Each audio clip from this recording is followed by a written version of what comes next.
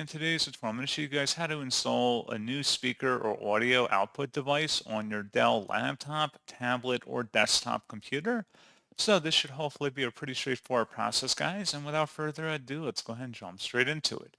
So all you have to do is open up the Start menu, type in Settings. Best result should come back with Settings. Go ahead and open that up. Select the System item on the left panel, and then on the right side, go down and select Sound.